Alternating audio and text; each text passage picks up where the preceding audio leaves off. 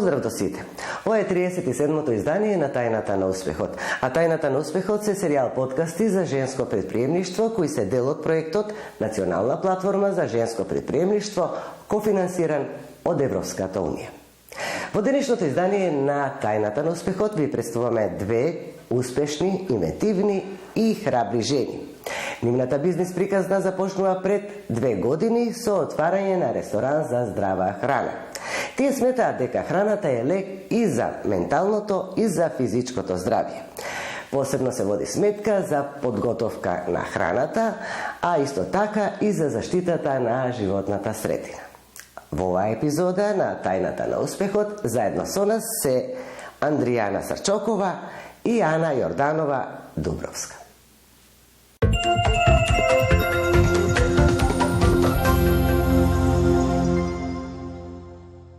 Ана, вашиот ресторан е достапен за консументите, за вашите клиенти веќе 2 години. Како дојде до вашата заедничка соработка и откаде идејата толку да се отвори ресторан за здрава храна? Благодарам на поканата. Вака, јас и Андријана се знаеме неколку години предходно, односно децата одеа заедно во градинка и контактиравме, блиски сме седеле по паркови и така. И двете некако на исто ниво сме во тој поглед, односно и предходно сме се хранеле здраво и сме гледале, сме обрнувале внимание и децата да се хранат здраво, односно да пораснат во здрави единки, како би рекле. И после неколку години познавање дојде корона кризата, односно ситуацијата со корона, во која што се виде дека барем на почетокот на поправо заболуваат тие што беа повеќе болни, отколку оние што беа поздрави. И така дојдовме на идеја дека на клиентите треба да им се понуди нешто што ќе биде здрава храна, а сепак ќе биде оброк за јадење. И тука ги вметнавме продуктите кои што се на нашето поднебие, кои што сме ги јаделе од секогаш, меѓутоа сето тоа да биде зачинето со свежа храна, бидејќи и свежата храна како храна многу ретко е застапена кај нас на трпезите. Вака една комбинација дозволува, значи, да се внесат сите нутритиенти. Во тогаш одлучивме да биде тоа дуќенче за здрава храна, да се поминува, да се земе храната, бидејќи и така налагаше времето во кое што и динамичниот живот на луѓето, затворени. И од друга страна пак луѓето се вадат на тоа дека не може брзо да се купи нешто здраво. И ние го понудуваме токму тоа, значи брза здрава храна. Тие доаѓаат кај нас, можат да си нарачат, да си го купат и еве функционираме веќе 2 години. Мелем од вкусови. Тоа е името на ресторанот во кој вие работите, во кој правите здравата храна. Зошто токму мелем од вкусови? Малку невообичаено. Невообичаено е името. Прво се размислувавме за логото како да изгледа. И нели нормално треба да буквите се дел од логото.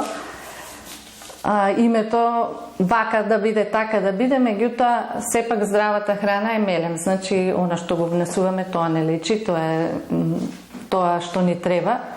Мелем значи лек, храната е лек и на тоа го додадовме од вкусови, затоа што не мора да значи дека ако е здраво не е вкусно, ако се приутви тоа, ако се зачини како што треба, ако му се внесе љубов, тоа сепак ќе биде многу вкусно. Како љубители на природата и општествено одговорни покрај подготовката на здравата храна, вие се грижите и за заштитата на животната средина. Што подразбира тоа во случајот? Значи, за здравието да биде комплетно, мора и целата околина да биде чиста, здрава, да живееме во здрава еколошка средина. Актуелни се секоја година темите околу загадувањето, секоја година. Секој ден се актуелни, посебно нели во зимскиот период кај нас. И заради тоа ние, како љубители на природата, решивме да не се употребува во никој случај пластика, затоа што е еден од најголемите загадувачи на околината. Нашите оброци се спремени претежно во текла, во стакло, кое што може да се реупотребува и да се рециклира. Клиентите кај нас ги враќаат теглите, на што добиваат попуст и тоа најде на големо одобрување од страна на потрошувачите. Оние продукти кои што, например, не може да се спакуваат во стаклово тегла, тие ги пакуваме во хартија. Значи се трудиме дури цевките да бидат од хартија, вилушките и лажичките ни се со биоразградлива пластика и така да се подигне свеста кај народот, помалку да загадуваме. Така. На кој начин можат клиентите, потрошувачите да набават храна? Дали е тоа онлайн, дали е тоа со доаѓање, дали е тоа со закажување? Значи, ние сега после 2 години одлучивме пред 9-10 месеци дека е најдобро да имаме водуќенот дел од храната која што ја видовме дека најмногу се троши. Таа ни е постојано, да речеме, достапна, кога ќе поминат, можат да најдат дел од продуктите, инаку менито ни е многу поопширно, поголема, а оние што сакаат да се изберат некоја друга салата, на социјалните мрежи стои нашето мени, слободно можат да го видат, се јавуваат телефонски и ни нарачуваат. Така, оброк салата е кај нас, значи, тоа воглавно се состои од еден протеински дел кој што е како граф, леќа, наут, просо, киноа. И сето тоа е спакувано така што му се додава зеленчук, одредени јатки и дресинг. Готов е оброкот, се зема, се протресува, така ни е исловено, протреси и вкуси, се протресува теглата и може директно тегла да се јаде или да се стави во чинија. И ги имаме житните оброци, тука се купуваат обично за доручек или некои за десерти ги купуваат. Тие се овесни снегулки, чија, тука се киноа, тоа се благи работи, зачинети не се зачинети, туку засладени се со мед, исклучиво со мед или со маџун. Повторно една шекер не употребуваме никако. И свежо овошје од озгора, имаме врапови, имаме смуди, имаме цедени сокови. Да. Каков е одзивот кај потрошувачите? Еве, 2 години веќе работите, можеш да кажете дека еве скопјани, макар што може би и од натрешноста доаѓаат и набавуваат, но сепак за Скопје, дали веќе се подига свеста за консумирање здрава храна? Да, се подкрива. За жал, многу од нив доаѓаат од како ќе имаат проблем, меѓутоа има и такви што така живеат, значи се хранат здраво и ги ноѓаат токму тие локали, тие понудувачи на здрава храна и тука доаѓаат и се пренесува од уста на уста, значи ако некој е задоволен, ќе пренесе на тој другиот кој што исто така сака здрава храна, дури едни со други се поттикнуваат, значи ако некој живее здраво, се храни здраво, на другите им го понудува нашето како храна, за да пробаат да видат и да видат кои се ефектите. Така да се живее. Сепак, дали потрошувачите, дали клиентите некојаш ви нудат и други идеи што би можеле да го вметнете и дали вие размислувате и за проширување на асортимент? Да, постојано има разни идеи, внесете ова, внесете она. Луѓе доаѓаат и со нивно мени, например, па од тука доаѓа идејата, например, кој продукт може да се внесе, кој што се бара повеќе или на кој начин да продадеме. Ние на почетокот, например, прво бевме со поединечни производи, доаѓа клиентите, купува салата, нели, или оброк салата, житен оброк, меѓутоа сега имаме пакети. Тие се неделни пакети затоа што таква беше потребата да се понуди на пазарот. 5-дневни пакети само за доручек, за целодневно мени и така натаму. И го прошируваме постојано асортиманот. Сега сме на идеја да додадеме нешто ново, но нема да откриеме во моментот. Значи, постојано како бара пазарот, како се појавуваат нови поздрави производи, инаку се консултираме, ги вметнуваме, да. Програма. Андријана, вие сте дел од менторската програма на Центарот за управување со промени за поддршка на женските бизниси по COVID-19. Во што се состои таа поддршка и колкава е ползата од неа?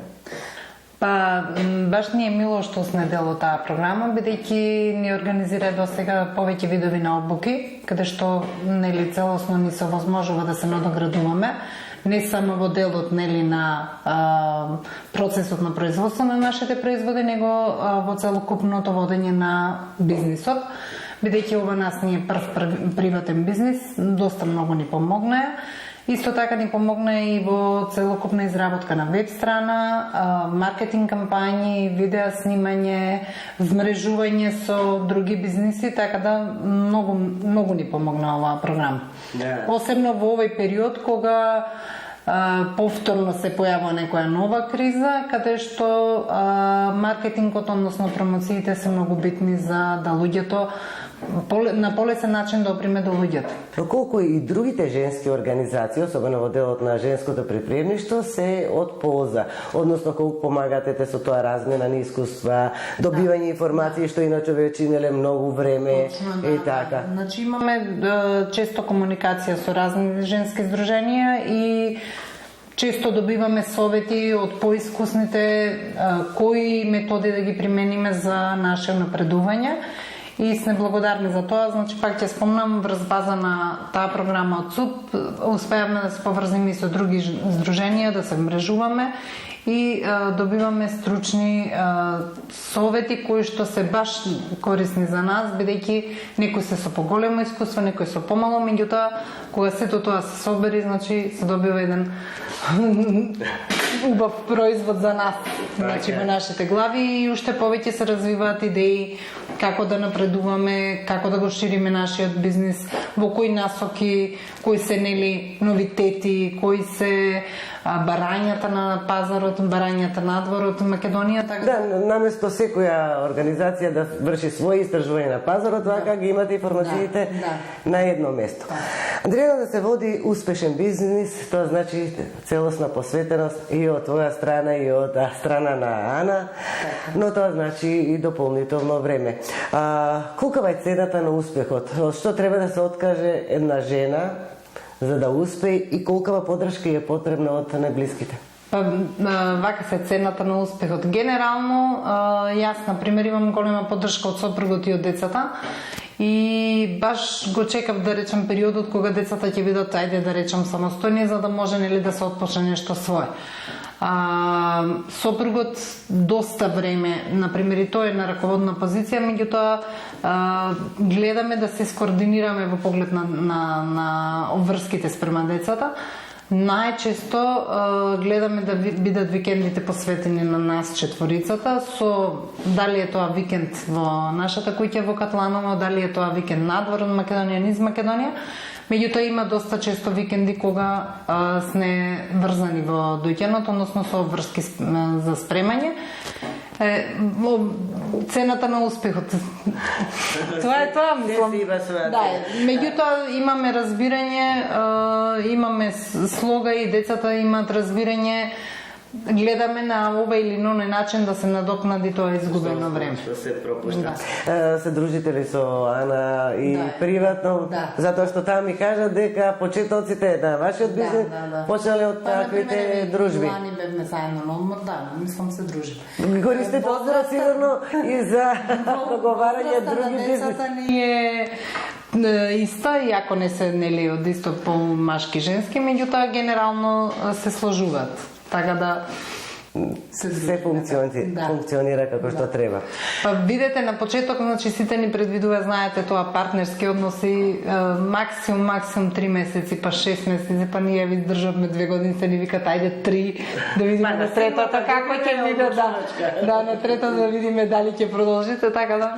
Но вие сте убедени дека вашата соработка ќе продолжи и успешно да неизбежа. Така е. Подготвувањето храна, измислување сепак некако, барем во нашата средина, се припишува во делот припаѓа на жената. Но сепак и мажи се присутни во кујната, се готвачи. Мене прашањето тука ми е колку и дали некоја сте сочиле со некои стереотипи, со некој вид на дискриминација, дали било тоа во однос на клиентите, соработниците, дали ве гледаат со некоја скепса и недоверба? Нас тоа и ни годи, посебно да речемо тие добавувачи кои што ни се диват на нашата упорност, се диват на нашата издржливост, колку на нашата креативност, значи зборувам од страна на нашите клиенти, така да до сега не сме се соочиле со никаков проблем од делот дека еве вие сте жени па не можете да водите бизнис или не знаете како. Посебно пак ќе кажам, значи и во делот на формување на некои проблематики кои што сме се соочиле, сме наишле само на помош, Да, и тоа дава дополнителна енергија за нови потвати. Наши ради тоа, да речам, сме позитивни и се трудиме најмногу ради нашите клиенти, меѓутоа и од целокупната подршка и од семејството кое што добиваме и од нашите соработници. Така да 2 години се да, 2 години се ни многу, не се ни малку. Да. Но сепак со оглед на тоа дека отвориме во најтешката криза, и успешно обстојувате. Да, мислам дека сме на прав пат, сметам дека сме на прав пат. И веројатно се прават и планови за воиднина. Па да, имаме доста планови за воиднина, значи имаме идеи многу, меѓутоа чекор по чекор ние не сакаме да избрзуваме, да видиме која идеја ќе биде прва реализирана. Колку има помош, еве, ги спомнавме она подршка, дали со информации, дали со искуство, но колку во нашата држава може да има подршка, дали се тоа кредити, некои други проекти кои можат да наместо постепено побрзо да напредувате во вашите планови? До сега финансиска подршка сме немале, значи сме аплицирале на проектот Фонд за иновации, меѓутоа не го добивме проектот. Финансиска подршка не сме ни размислувале да вложуваме во кредити, бидејќи за сега со нашите сили успеваме да го реализираме тоа што го имаме како идеја. И затоа викам, одиме чекор по чекор, не би сакале да правиме некои големи чекори, за да не започнуваме со кредити. И сметам дека се уште не е бизнисот дојден до тоа ниво каде што со големи кредити, со големи инвестиции да може да се расте уште поголем. Кој ќе дојдеме до определено ниво, да. Очекуваме има една од Агенција за вработување една мерка за која што аплициравме, за која што очекуваме одговор, меѓутоа не се тие некои големи финанси за нас во моментот се. И во поглед на вработен и во поглед на ресурси да искористиме кои што ни се потребни. Меѓутоа, зборувам сепак некои големи кредити, големи финанси не сме добиле, не сме аплицирале. Кој ќе се создаде многу посигурна основа. Не би сакале да биде нашиот бизнис заснова на кредит. Јас се надевам јас се надевам дека овие планови ќе бидат реализирани и ви посакувам успех во понатамошната работа и дека вашиот бизнис, овие 2 предприемачки, дека ќе продолжи и ќе се развие понатаму. Благодарам на учеството во Тајната на успехот.